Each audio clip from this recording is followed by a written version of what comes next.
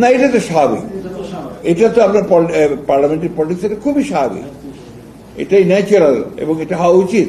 আমরা আগে থেকে কমিটেড যে আমরা আপনার নির্বাচনের পরে আমরা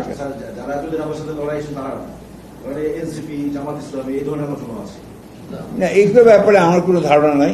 আপনার আলোচনা থাকতে পারে, ধারণা নাই, এবং আমাদের এই ধরনের কোনো আলোচনা হয়েছে বলে আমার secretary general of the party আমার এখন পর্যন্ত জানা নাই।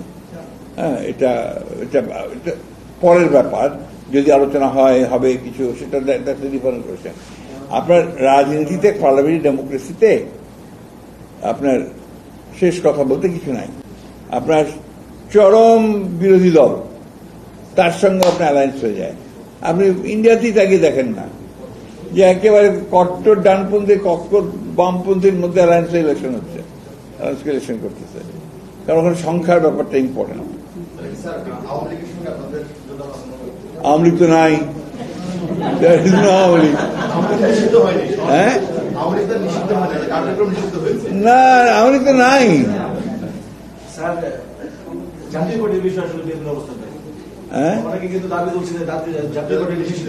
শোনেন, আপনারা যে পার্টিগুলোর কথা বলছেন আর কি, এই পার্টিগুলোর সঙ্গে সবচেয়ে বেশি বড় বিরোধ আমাদের বিএনপির।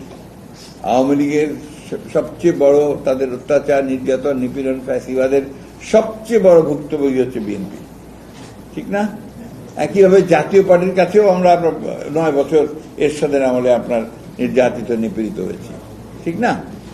তারপরেও আমরা যেটা বলে এসছি সবসময়, তারপর তো আমরা তো একমত হয়েছি, জাতীয় পার্টির আওয়ামী লীগের এটাকে আপনার বন্ধ করেছে, আমরা তো বলেছি যে ঠিক আছে। কিন্তু আমরা যেটা বিশ্বাস করি পার্টি হিসেবে, যে গণতন্ত্রকে গণতন্ত্রের মতো চলতে দেওয়া উচিত, এটা এর মতো চলুক।